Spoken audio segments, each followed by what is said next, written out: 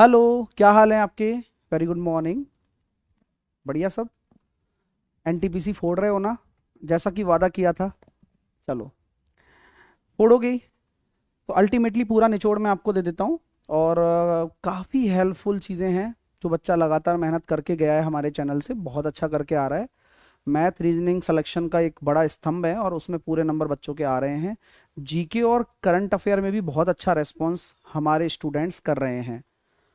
विवेक sir से जो पढ़ रहे हैं, शशांक सर से जो पढ़ रहे हैं, उनकी बात मैं कर रहा हूँ। ठीक है। Very good morning to all of you, आप सभी का स्वागत है।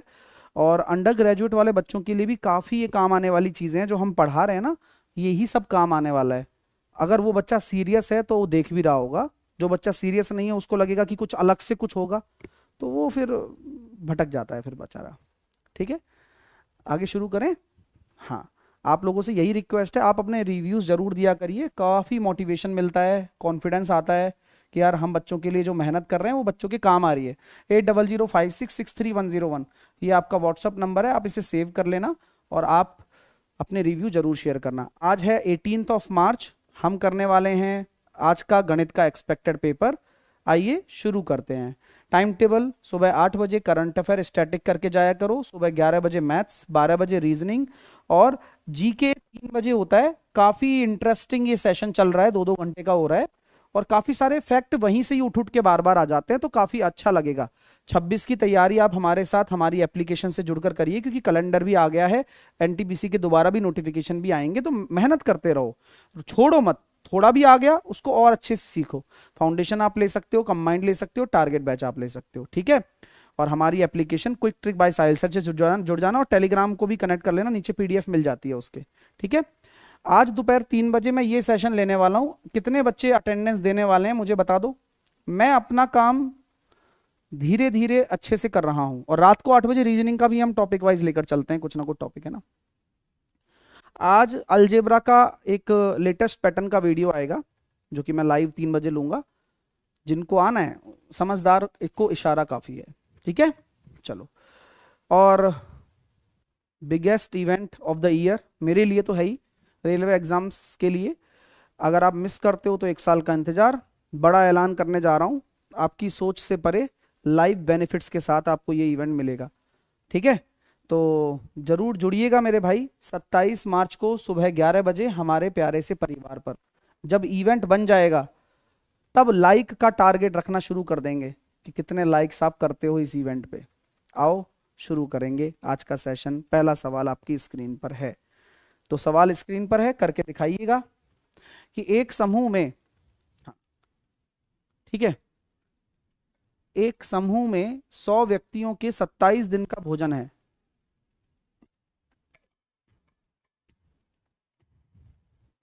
55 व्यक्ति छोड़कर चले जाते हैं। तो पहले 100 थे, 55 छोड़कर चले गए, तो अब 45 बच गए। यानी कि अगर मैं एफिशिएंसी का रेशो निकालूं तो 5 से कट गया 20 बार और 5 से कट गया 9 बार। तो ये एफिशिएंसी का रेशो आ गया, क्षमता का। तो आप ये बताओ कि टाइम का रेशो क्या हो जाएगा? 9 से 20। आप ये देखना कि यहां पर 27 दिनों की भोजन उपलब्ध था, तो अब यहां पर कितने दिन के लिए उपलब्ध है? 60 दिन। तो शेष व्यक्तियों के लिए यह भोजन कितने दिन तक चलेगा? अगर वही भोजन यूज कर रहे हो तो 60 दिन तक चलेगा 45 व्यक्तियों के लिए। 60 डे तक आप भोजन चला सकते हो। और मैं उम्मीद कर रहा हूं आपने सही जवाब दिया होगा। अगला सवाल: एक सीढ़ी दीवार के सहारे खड़ी हुई है और जमीन से 60 डिग्री का कोण बना रही है। तो मैंने कहा कि भाई एक दीवार है और एक सीढ़ी है।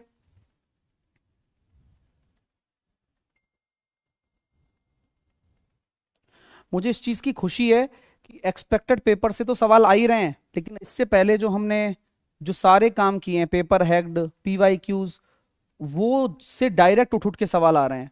तो बहुत ज्यादा अच्छा लगता भी है, जो पढ़ रहा है उसके लिए तो काम की चीज है। जमीन से 60 डिग्री का कोण बना हुआ है सीढ़ी का, तो ये तो आपकी एक सीढ़ी हो गई। अब पेपर में बहुत जल्दी जल्दी ये डायग्राम बनाना पड़ता है आपको, है ना। सीढ़ी के निचले सिरे से जमीन की दूरी दे रखी है, दीवार की दूरी दे रखी है 11.5। तो सीढ़ी की लंबाई बताओ। तो देखो दोस्तों, 30 डिग्री के सामने अगर आपका ए है तो 90 डिग्री के सामने 2a होता है, यानी कि 11.5 गुणा 2 करेंगे तो 23 मीटर लंबी सीढ़ी हो जाएगी, 23 मीटर लंबी सीढ़ी हो जाएगी। सवाल ये भी पूछा जा सकता था आपसे, और हो सकता है अगली शिफ्ट में आ जाए, कि ये बताओ सीढ़ी उस दीवार पर कितनी ऊंचाई पर जाकर टिक रही है, उसका ऊपरी सिरा। तो आप ये बोल सकते हैं कि आंसर कितना आ जाएगा, 11.5√3 आपका जवाब आ जाएगा। कि हाइट भी अगर आपसे पूछ ले कि कितनी ऊंचाई पर वो सीढ़ी टिक रही है, तो ये भी सवाल पूछा जाएगा आपसे। अगला सवाल देखेंगे कि एक व्यापारी अपना 50% माल 25% के लाभ पर, 20% माल 30% के लाभ पर और बाकी माल 20% की हानि पर बेचता है, तो कुल लाभ और हानि क्या है।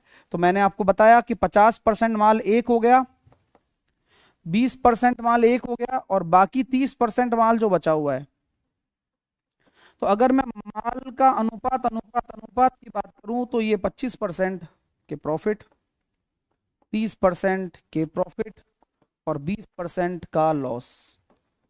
तो 20 तिया 60, 30 दूनी 60, 20 तिया 60, तो 125/10, 12.5% का प्रॉफिट आ रहा है ओवरऑल। यानी कि इस पूरे सिस्टम में 12.5% का प्रॉफिट आप अर्न कर लेंगे आसानी से। क्लियर हो गया होगा, मैं उम्मीद करता हूं। एक खुले घनावकार बॉक्स की आंतरिक बीमाएं दी हुई हैं 22, 17 और 8। अब इसके अंदर का कुल पृष्ठीय क्षेत्रफल ज्ञात कीजिए। इंटरेस्टिंग सवाल है, मैंने ऑलरेडी बताया हुआ है कि कैसे करना है, खुला हुआ बॉक्स होता है तब। अब याद रहने वाले बच्चे के ऊपर डिपेंड करती हैं चीजें। बाकी क्लास में पेपर हैक्ड में भी ये सवाल कराया हुआ है मैंने, जब बॉक्स खुला होता है तब। कितने स्टूडेंट्स को पता है? देखो, अच्छा लगता है जब आप अच्छा करके आते हो, और खुद को अच्छा लग सकता है या टीचर को अच्छा लग सकता है। तो भाइयों और बहनों, ये आपको समझना होगा कि आप जब भी ओपन बॉक्स होता है तो ऊपर टपली नहीं लगी होती है, तो आपका जो टोटल सरफेस एरिया होगा वो होगा 2 गुना ऊंचाई लंबाई प्लस चौड़ाई, प्लस लंबाई गुना चौड़ाई। अब ये क्या कहना चाहते हो आप? मैं यही कहना चाहता हूं कि ये आपकी 4 वॉल आ जाएंगी, 4 दीवारी, और ये आपका बेस आ जाएगा। टॉप नहीं आएगा, टॉप खुला हुआ है, टॉप खुला हुआ है। ठीक है सर, प्रोबेबिलिटी और ट्रिगो के क्वेश्चन नहीं आ रहे हैं क्या? ट्रिगो के क्वेश्चन आ रहे हैं, प्रोबेबिलिटी नहीं आया है। ट्रिगो के आए हैं, वो आसान आए हैं, कोई टेंशन वाली बात नहीं है। ठीक है, चलिए। तो यहां हम ये कह सकते हैं 2 गुना ऊंचाई कितनी है, 8 है, लंबाई प्लस चौड़ाई 39, लंबाई गुना चौड़ाई 22 गुना 17।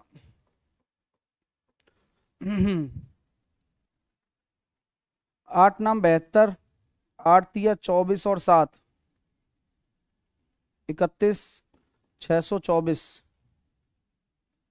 17 दूनी 34, 17 दूनी 34 और 3 37, 4 और 4 8, 7 और 2 9, 6 और 3 9, 998 स्क्वायर यूनिट। ये आपका आंसर आ जाएगा उस ओपन बॉक्स का टोटल सरफेस एरिया निकालने का। ठीक है, चलिए अगला सवाल देखेंगे। 3 घंटे में नाव 24 किलोमीटर धारा के अनुकूल जाती है और 4 घंटे में धारा के प्रतिकूल वापस आ जाती है। स्थिर जल में नाव की गति और धारा की गति बताओ। तो क्या करोगे, धारा के अनुकूल अगर जा रहे हैं तो 24 किलोमीटर को 3 घंटे लग रहे हैं, यानी कि v प्लस यू की वैल्यू 8 आ गई। और धारा के प्रतिकूल जा रहे हैं तो 24/4 6 घंटे लग रहे हैं। तो नाव की गति पूछोगे तो 8 और 6 14/2 7 किलोमीटर प्रति घंटा। और धारा की गति पूछोगे तो 1 किलोमीटर प्रति घंटा, 8 माइनस 6/2। तो 7 और 1 आपका राइट आंसर आ जाएगा। बिना किसी दिक्कत के आपको आंसर देना चाहिए। अगला सवाल आपकी स्क्रीन पर ये लीजिए कि अगर मैंने आंकड़ों का बहुलक आपको x बता दिया तो उस x की वैल्यू क्या होगी, बता दो भाई क्या है। तो जब भी बहुलक की बात आती है तो सबसे ज्यादा फ्रीक्वेंसी कहाँ है, सबसे ज्यादा फ्रीक्वेंसी यहां है। अगर सबसे ज्यादा फ्रीक्वेंसी यहां है तो आंसर कहाँ होगा, तो भाइयों भाइयों इनके बीच में आंसर होगा, इनके बीच में आंसर होगा। तो ये दोनों ऑप्शन तो आंसर नहीं हो सकते, आंसर ए और बी में से होने वाला है। तो अगर मैं मॉड की बात करता हूं तो मॉड का फॉर्मूला आपके सामने लिखना चाहूं, आप भी लिखिएगा जिससे कि आपको याद रहे। लोअर लिमिट f1 माइनस का f0 टू f1 माइनस का f0 माइनस का f2 इंटू आई। इस इंटरवल की लोअर लिमिट हमने मान ली 130 है। अब आपको मैंने बताया था कि नंबर वन फ्रीक्वेंसी कौन सी वाली होती है, जो उस खुद वर्ग की फ्रीक्वेंसी होती है वो, इससे पहले वाली 0 और इसके बाद वाली 2। f1 14 माइनस f0 7 बटे 2f1 28 माइनस का 17 और i की वैल्यू है 5। तो भाइयों ये हो गया 11, 5 बटे 11 35 बटे 11, 130 प्लस 35 बटे 11। अब समझ में आ गया होगा, 133 वाला आंसर होगा, 133 वाला आंसर होगा ए ऑप्शन। तो 133 2/11 आपका राइट आंसर हो जाएगा मेरे भाई। क्लियर है? जी हाँ। अब बार बार इन सवालों को करना है और पेपर में आपको देखने को मिलेंगे और मिल रहे हैं और एग्जाम से पहले भी मिल रहे थे, कराए हुए हैं सब कुछ मैंने तो। अगला सवाल आपकी स्क्रीन पर देखिए कि ईंधन की कीमत क्रमागत 3 महीने में इतनी कम हो जाती है और चौथे महीने में बढ़ जाती है, तो क्या होगा? ये सवाल एएलपी, टेक्नीशियन, सेक्शन कंट्रोलर, हर जगह आया है, जूनियर इंजीनियर। ठीक है, 40% 2/5, 60% 3/5, 60% 3/5, 70% 7/10। क्या पूछा है? इनकी कमी हो रही है, तो 5 में 2 की कमी 3, 5 में 3 की कमी 2, 5 में 3 की कमी 2 और 10 में 7 की वृद्धि 17।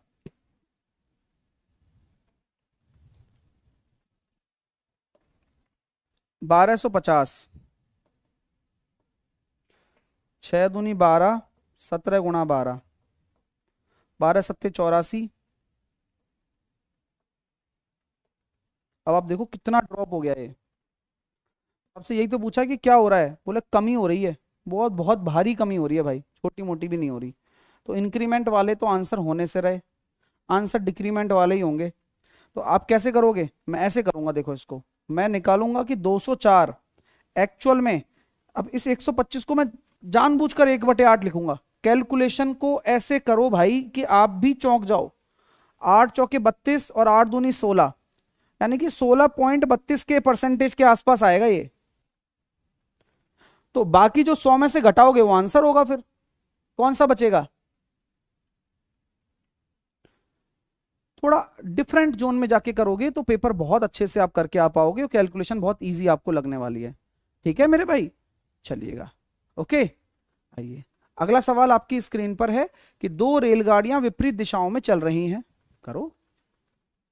हम्म,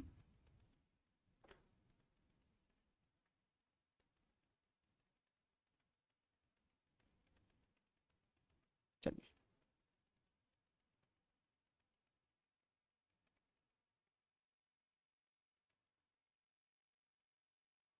चलिए।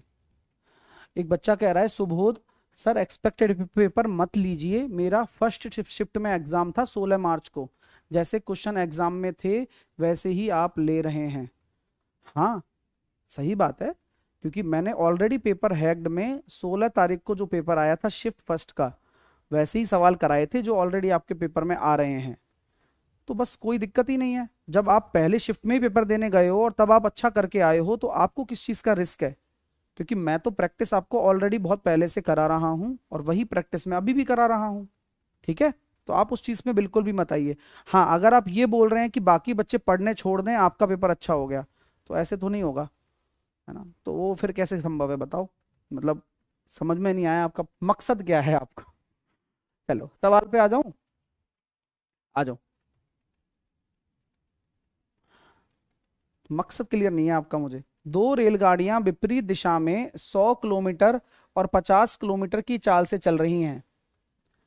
एक रेलगाड़ी की लंबाई इतनी है, उन्हें एक दूसरे को पार करने में 22 सेकंड का समय लगता है, तो दूसरी रेलगाड़ी की लंबाई बताओ। आपको ये लगता होगा कि अरे यार ये पहली बार सवाल हो रहे हैं, बट हम तो रेगुलर करते हैं, आप पिछली एक महीने पहले की भी क्लास उठाकर देखोगे तो भी ऐसा सवाल मिल जाएगा आपको। तो आप उस चीज में बिल्कुल मत सोचिए, है ना, कि कुछ अलग है। कुछ नहीं है, यही रेगुलर मैं पढ़ाता हूँ और यही सब आता है पेपर में। इसलिए बोलता हूँ सही जगह पढ़ो अगर पढ़ना चाहते हो तो। 150 किलोमीटर प्रति घंटा को 5/18 से गुणा कर दिया, गुणा 22। 6 × 18, 6 से 3 से काटो, 3 से काटा मैंने 6 बार, 3 से काटा 50 बार, 2 से काटा मैंने 3 बार, 2 से काटा मैंने 11 बार। तो मैं समझ पा रहा हूं कि 250, 2750/3, 3×9 = 27, 3×1 = 3 और बचे 2, 3×6 = 18, ऐसे।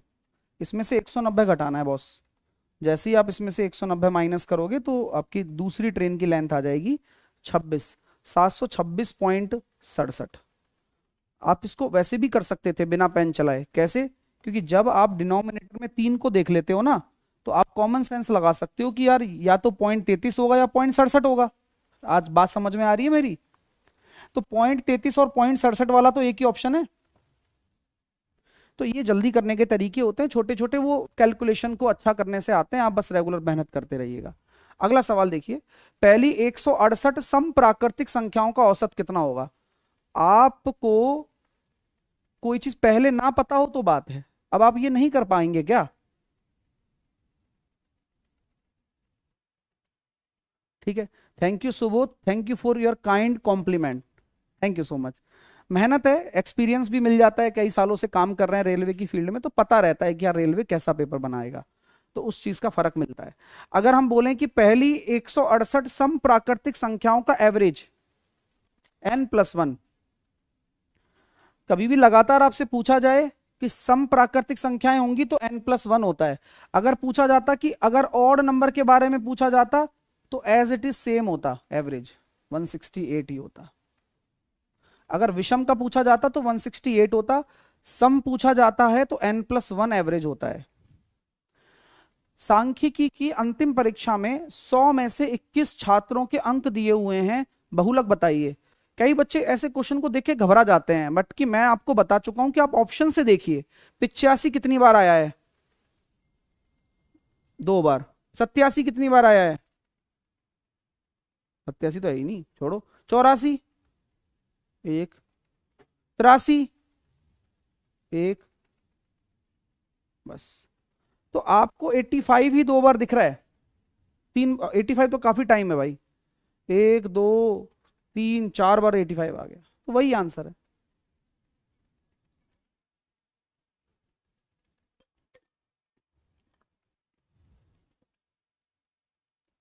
अगला, ट्राइंगल एम एन आर में भुजाओं एम एन और एम आर को पी क्यू तक बढ़ा दिया जाता है।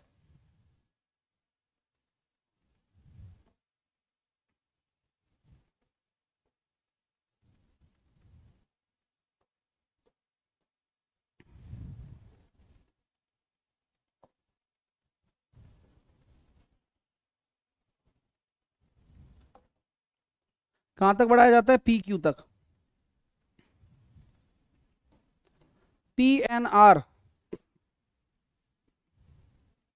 और क्यू आर एन का संधिभाजक एक्स पर मिलता है। अगर ये 75 है तो इसका दुगना कितना होगा? तो हम जानते हैं कि अगर आप 75 डिग्री की बात कर रहे हो तो ये 75 डिग्री बनता है 90 डिग्री माइनस m/2 से, और m/2 की वैल्यू आ रही है सर यहां से निकलकर 15, m की वैल्यू आ जाएगी सर यहां से 30, पूछा गया है 2m, तो आंसर देना होगा 60 आपको। तो 60 आपका राइट आंसर होगा। सर रेलवे जीडीसी के लिए भी कुछ बताइए। बेटा जीडीसी का पेपर भी ऐसा ही आता है, मैं जो करा रहा हूं वही आपको बस पेपर में देखने को मिलेगा जीडीसी में। इवन जीडीसी का जो पेपर बनता है वो शायद अपनी क्लास से ही बनता है, हाँ शायद। चलिए अगला सवाल करिए।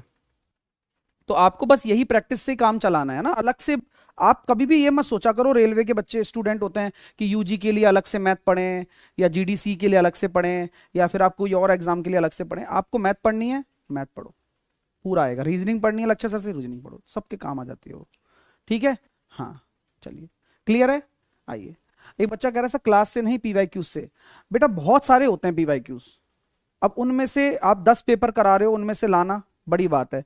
और मुझे लगता है राज, या तुम पता नहीं क्या नाम है तुम्हारा असली, राज है, सेंटा क्लॉज है, क्या नाम है तुम्हारा मुझे नहीं पता, बट मुझे इतना समझ में जरूर आता है कि तुम रेगुलर स्टूडेंट हो हमारे, और रेगुलर स्टूडेंट क्रिटिक्स वाले, हाँ किसी दिन नाप दिए जाओगे बढ़िया वाले।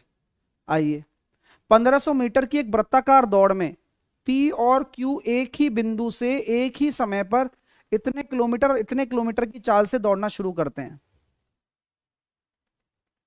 हाँ ठीक है, वे एक ही दिशा में दौड़ रहे हैं, तो वे ट्रैक पर पहली बार कितने समय बाद मिलेंगे। हाँ समझ गए। तो क्या हम कह सकते हैं कि पहली बार कितने समय बाद मिलेंगे, तो जब पहली बार की बात होती है तो रिलेटिव स्पीड का कॉन्सेप्ट आता है, और रिलेटिव स्पीड का जब कॉन्सेप्ट आता है तो 15 आपकी रिलेटिव स्पीड होगी, क्योंकि एक ही समय पर एक ही बिंदु से एक ही दिशा में दौड़ रहे हैं।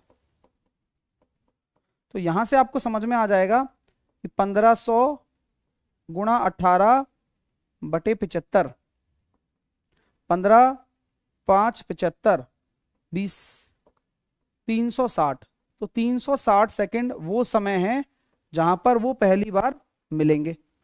चलिए समझ में आ गई बात। तो 360 वह समय है जहां पर पहली बार मिलेंगे। ठीक है सर, अभी पेपर देकर आया हूं, आपका पढ़ाया हुआ आया है, स्टेशन पर ही हूं। ऑल द बेस्ट, अच्छा करेंगे बच्चे, बहुत बढ़िया, थैंक यू सो मच भाई। अगला सवाल देखिएगा, किसी निश्चित राशि पर 2 साल में 15% की दर से साधारण ब्याज और चक्रवर्ती ब्याज का अंतर दिया हुआ है, तो राशि ज्ञात कर लो ना एक बार।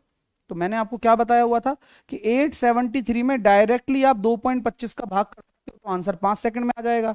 और अगर आप ये फॉर्मूला लगाने पेपर में बैठ रहे हो तो भाई आप स्लो तो हो लेकिन आंसर दे दोगे। ये 2 साल के सीआई और एसआई का अंतर है।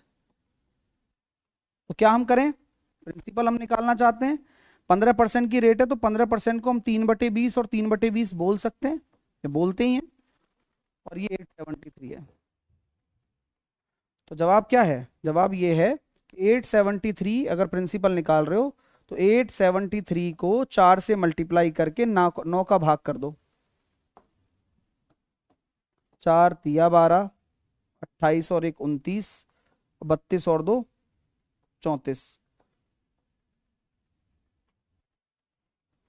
9 तिया 27 बचे 7, 9 8 72 बचे 7, 9 8 72, पूरा ही कट चुका है पूरी तरीके से। और यहां पर भी एग्जामिनर ने आपसे ब्लफ खेला है। ठीक है, अगला सवाल करिएगा, करिए।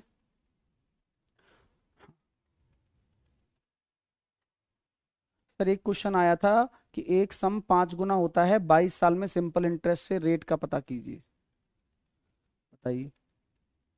तो आराम से कर दिया होगा आपने तो, 4/22, 2/11 है ना, 18.18 आंसर आ गया होगा।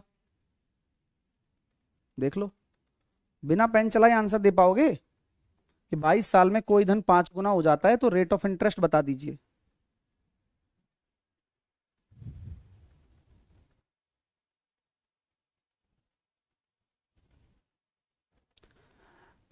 46 रुपए प्रति किलोग्राम की दर से कितने किलोग्राम चावल को 60 रुपए प्रति किलोग्राम की दर से 8 रुपए प्रति किलोग्राम चावल के साथ मिलाया जाए ताकि 65 रुपए के बेचने पर 25% का प्रॉफिट हो।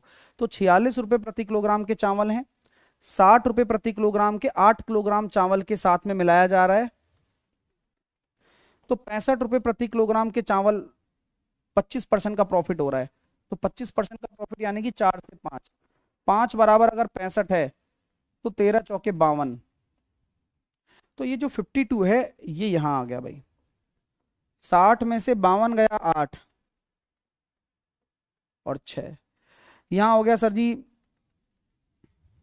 यहां कितना हो गया, ये 4:3 हो गया। तो 3 रेशो बराबर अगर 8 है तो 4 रेशो बराबर कितना होगा, 32/3। इसको क्या बोल देंगे? A option. A option answer आ जाएगा। ठीक है, चलिए नेक्स्ट। सर आपका जो रेलवे मैथ स्पेशल बैच है वो सीजीएल के लिए यूजफुल है? हर कोई एग्जाम फोड़ सकते हो, सीजीएल कोई बड़ी बात थोड़ी है। हम्म। अगला सवाल करो, करिए।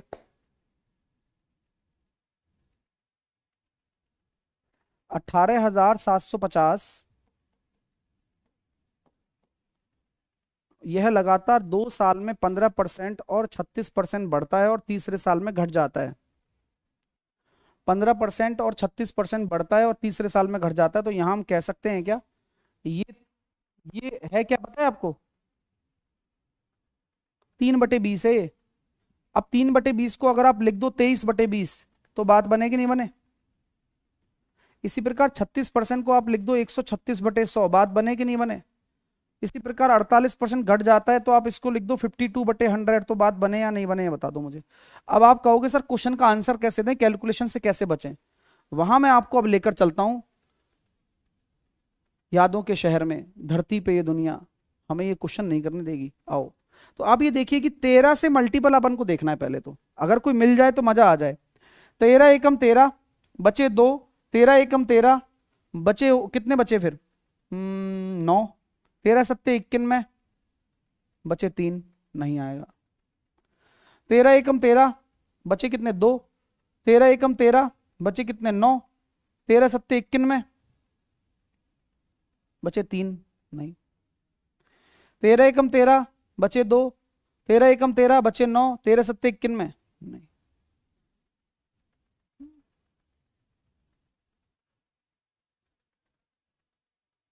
ऐसे करना है। अगला, ए बी सी अकेले एक काम को इतने दिनों में पूरा कर सकते हैं। तीनों ने मिलकर काम शुरू किया लेकिन ए ने 4 दिन बाद काम छोड़ दिया, तो बाकी काम कितने दिनों में होगा?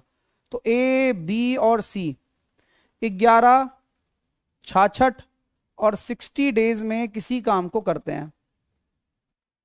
मैंने क्या किया है, 66 इंटू 10 ले लिया एलसीएम। 11 का भाग चला गया 60 बार। अरे यार, थोड़ा और छोटा एलसीएम ले लें।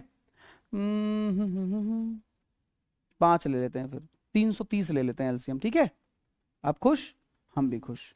11 का देंगे तो 6 पंजे 30 आ जाएगा यहाँ। 66 का भाग देंगे तो 5 आ जाएगा भाई, और 60 का भाग देंगे तो कितना होगा?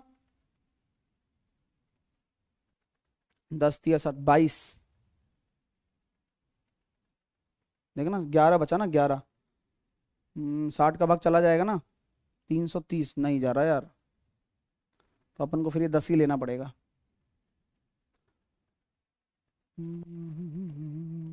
60, 66, 10, 60 अपना हो गया 11। सवाल को पढ़ो, अब क्या बोला? तीनों ने मिलकर काम शुरू किया, ए ने 4 दिन बाद काम छोड़ दिया। तो दोस्तों ये 660 काम है, मैं आपको पहले ही बता चुका हूं कि ए ने 4 दिन बाद काम छोड़ दिया था, तीनों ने साथ में शुरू किया था। तो तीनों ने साथ में मिलकर 81 यूनिट काम एक दिन में कर रहे हैं, तो 4 दिन में कितना? 4 दिन में कितना? 324 यूनिट काम। 324 यूनिट काम हटा दो अब, बचा हुआ काम कितना है? 336। और 336 काम कौन करेगा? अब ए तो जा चुका है, 21 की एफिशिएंसी से बी और सी करेंगे। अब 21 एकम 21, 33 में से अगर 21 चले गए तो कितना आ जाएगा? 126। 16 दिन में हो जाएगा, आंसर आ जाएगा 16 डेज। तो 16 दिन में वो बचा हुआ काम हो जाएगा 16 डेज के अंदर। अगला सवाल आपकी स्क्रीन पर ये लीजिए, करिए।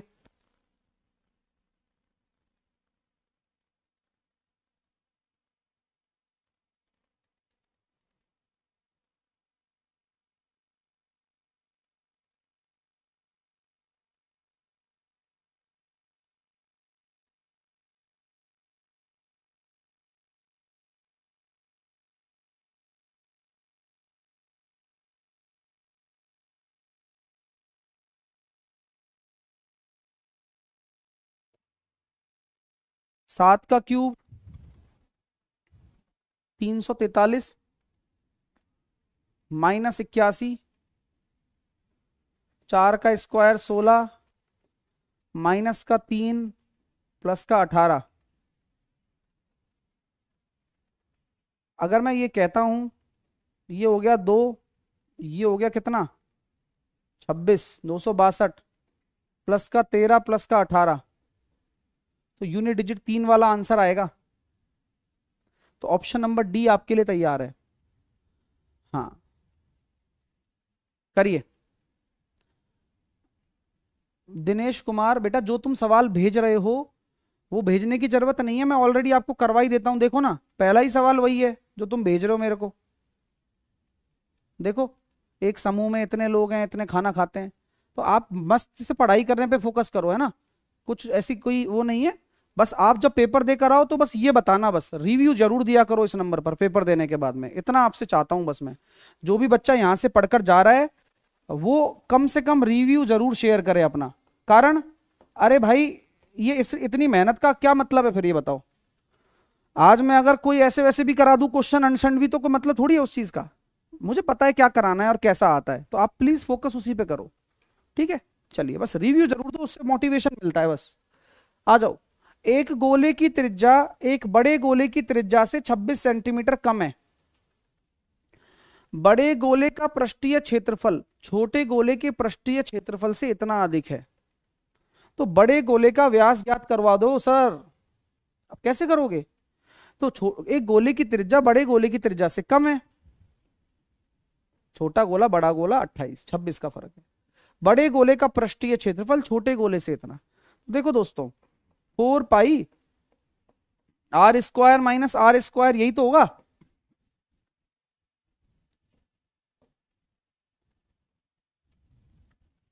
फोर पाई की वैल्यू 22/7, ए माइनस का बी पता है, ए प्लस का बी और निकाल लूंगा, सवाल बन जाएगा। 22 से काट देंगे, 22 से कम 22, 22 चौके 88, 4 से काट देंगे भैया 26 बार, और ये देखो 26 से गया 26। अरे यार ये क्या चक्कर है, आर प्लस आर की वैल्यू ये तो 7 ही निकल कर आ रही है। हाँ चक्कर पड़ गया ये तो। गोले की त्रिज्या बड़े गोले की त्रिज्या से कम है, अच्छी बात है। बड़े गोले का पृष्ठीय क्षेत्रफल छोटे गोले के पृष्ठीय क्षेत्रफल से इतना अधिक है, भाई ठीक बात है। कौन प्रॉब्लम है क्या? 22 से कम 22, 22 चौके 88, 4 से काटा 26 बार, ये 26 से 26 उड़ जाएगा। तो आर प्लस आर की वैल्यू 7 आ रही है, हैं? कोई बात है? कोई मेरे से मिस्टेक तो नहीं हो गई है ना, इसलिए पूछ रहा हूं तुमसे।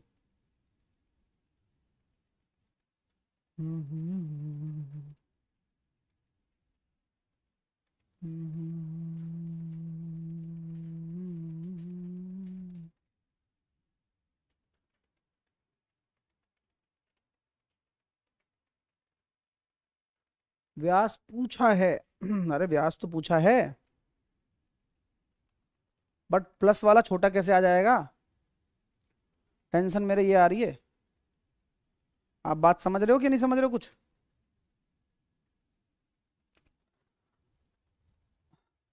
वो अलग कुछ बच्चे तो लिखोगे व्यास पूछा है सर, सही तो आ रहा है, सही है। अरे पता है मुझे, तुम 33 आंसर दे के बड़े उतावले बन रहे हो। हाँ बट आप ये सोचो ना कि इक्वेशन कैसे बन सकती है, आर प्लस आर बराबर 7 कैसे आ सकता है? 7 ही आ रहा है ना, ये तो कंफर्म है ना, आर प्लस आर बराबर 7। तो आपको ये लग रहा होगा कि ठीक है यार चलो आंसर आ गया 33 जोड़ने पर। बट मैं इक्वेशन की कह रहा हूं, मेरे को समझ में नहीं आई चीज। आंसर तो ठीक है भाई, इन दोनों को जोड़ दूंगा तो आंसर तो आ जाएगा, बट जो मैं कह रहा हूं वो तुम नहीं समझ पा रहे हो। योग कैसे 7 आ जाएगा ये पूछ रहा हूं। सर आपसे कांटेक्ट कर रहा हूं बट नहीं हो रहा है। बेटा ये नंबर है ना, ये नंबर लिख तो रखा है, आप मैसेज कर सकते हो,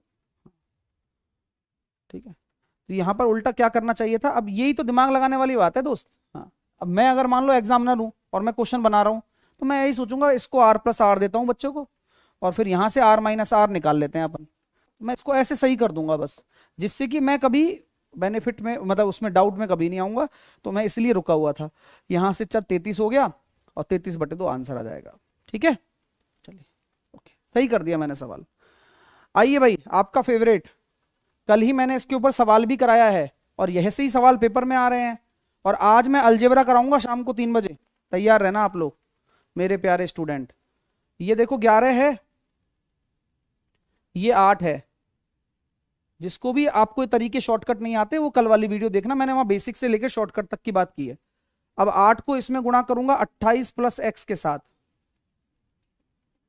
और 21 प्लस एक्स के साथ मैं 11 का गुणा करूंगा।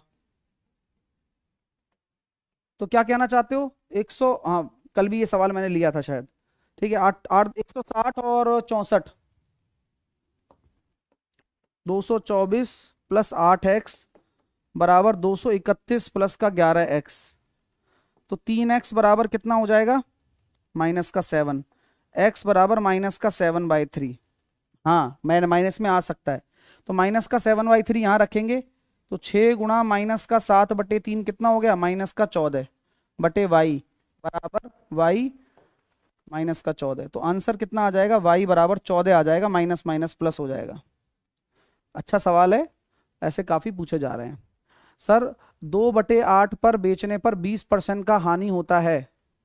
2/8 पर बेचने पर 20% का हानि होता है, एसपी के 80% पर बेचने पर का प्रॉफिट होगा, ये क्वेश्चन आया था। हाँ बिल्कुल आया होगा भाई, इसमें कौन सी बड़ी बात है? ठीक है ना, इसमें कौन सी बड़ी बात है? 2/8 पर बेचोगे तो 20% की हानि हो रही है, तो 80% के बराबर कर दोगे। और एसपी का 80% पर बेचना, तो कितना प्रॉफिट होगा? तो उधर आंसर आ जाएगा 180 करके, अगर प्रॉफिट निकालना है तो। ठीक है ना, अगला करिए। पी और क्यू इस क्वाड्रेटिक इक्वेशन के मूल हैं, तो P square plus Q square का मान कैसे निकालेंगे? तो अगर मैं कहूं दो मूलों का योग कितना है? -b/a, और मूलों का गुणनफल कितना है? c/a।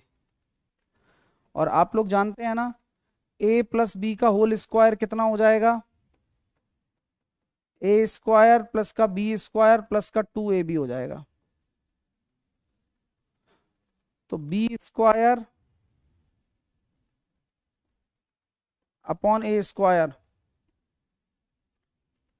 -2c/a, तो इसमें ऊपर नीचे a का गुणा कर दो, तो b स्क्वायर माइनस का 2ac/a स्क्वायर।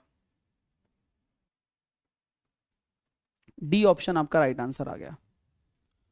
दोस्तों मजा तो आता है ना, टेंशन फ्री रह के पढ़ाई करो, टेंशन नहीं लेनी है, लाइक शेयर करते रहो बस।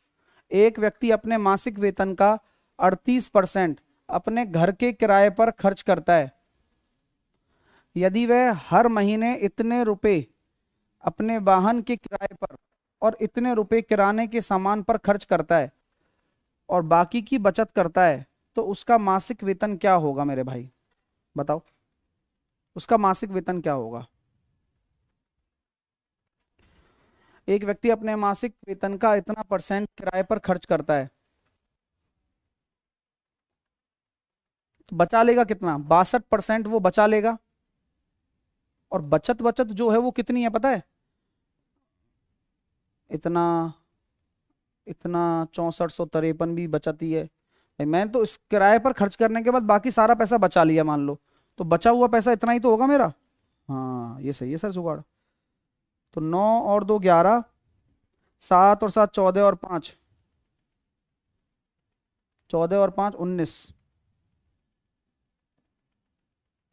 10 और 10 20, 8091। ठीक है बॉस, अब जब इसको आप सॉल्व करोगे तो क्या आंसर आएगा? 100% की वैल्यू निकालनी है अपन को।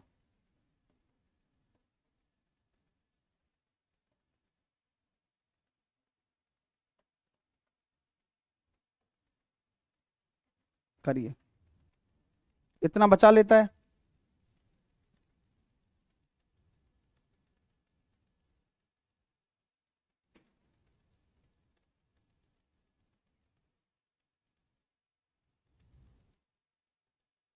तो आंसर कितना आ रहा है भाई? 13,050।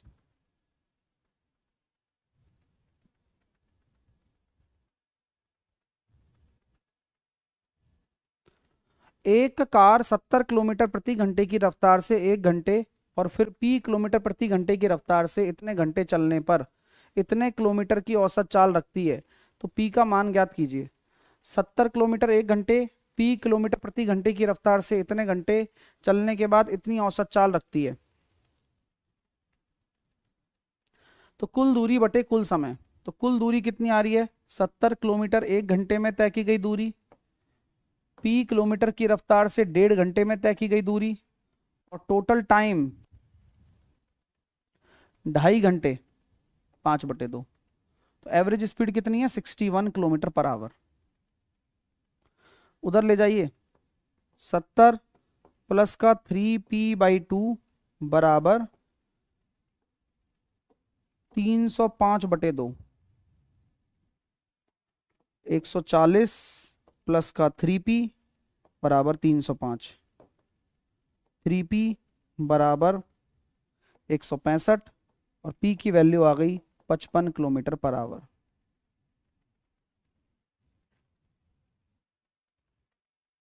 मजेदार सवाल है। चलिए आइए सवाल करिए। एवरेज की बात करिए, एवरेज की बात करिए।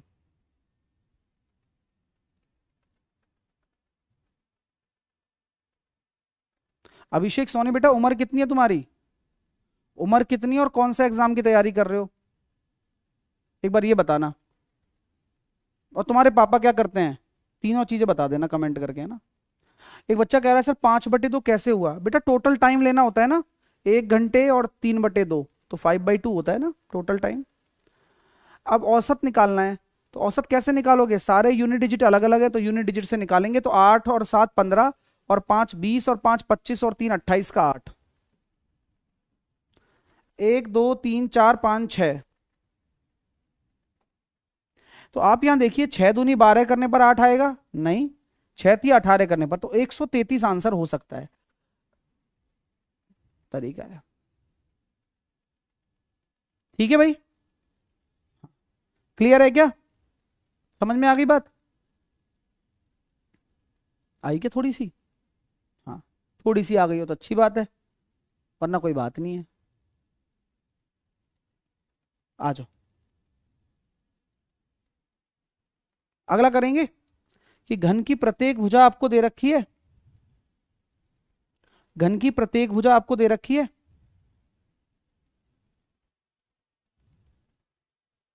संपूर्ण पृष्ठीय क्षेत्रफल बताओ। तो संपूर्ण पृष्ठीय क्षेत्रफल कितना होता है? 6 गुणा भुजा स्क्वायर। अब यहाँ 84 का स्क्वायर आना चाहिए था स्टूडेंट को। सर नहीं आता तो क्या करेगा बच्चा? तो 4 का स्क्वायर 6, 6 छंगा 36 का 6 इकाई अंक वाला आंसर आ जाता। फिर कुछ करना ही नहीं था उसको, यूनिट डिजिट से कर सकते थे। ठीक है, अगला सवाल।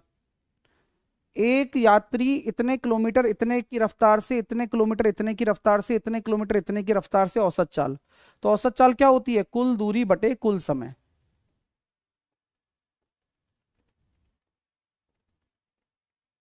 नौ और 9 18, 4 और 3 7 और 7 1480, और कुल समय 37 घंटे 1, 78 घंटे 1 और 90 घंटे 1। 1480, 8 और 7 15, 10 17 और 3 20। तो यहां हम कह सकते हैं 5 चौके 20, 5 एकम 5, और ये हो गया कितना? 8 दूनी 16, 29, 296। अब आप यहां देखो कि लमसम कितना आंसर आपको मिल रहा है। 41 का डिवाइड जब आप कर रहे हो तो लमसम आप देखोगे तो 7.2 के आसपास आपका राइट आंसर आ जाना चाहिए आई थिंक। जब आप 41 का डिवाइड करोगे 296 में, कितना आ रहा है? 7.2 के आसपास ही आ रहा है ना। ठीक है, अगला सवाल करिए। अब जैसे कि ये सवाल है, ये है रिकरिंग डेसिमल्स के ऊपर। तो मैंने कहा ना कि बड़े लोगों को एक तरफ कर दो, तो 4 और 2 6, 6 में से 3 गया तो 3, 6 में से 3 गया तो 3। अब देखो 0.43 और 0.44 को अगर आप जोड़ते हो तो कितना हो जाएगा 0.87, और उसमें से भी अगर आप 0.04 को घटाते हो तो ये हो जाएगा 83। तो 0.83 के ऊपर बार, लेकिन बार आएगा, ये ध्यान रखना, बार जरूर आएगा, बार नहीं खत्म होता है इसमें। ठीक है, अगला सवाल सिंप्लीफिकेशन को लेकर।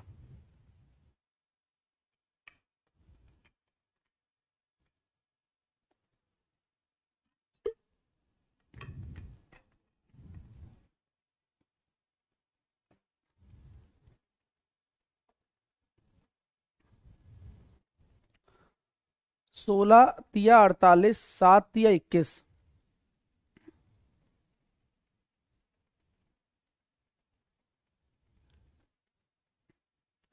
माइनस माइनस प्लस हो जाएगा, 38 में से 21 गया तो कितना हो जाएगा 17। अगला करना।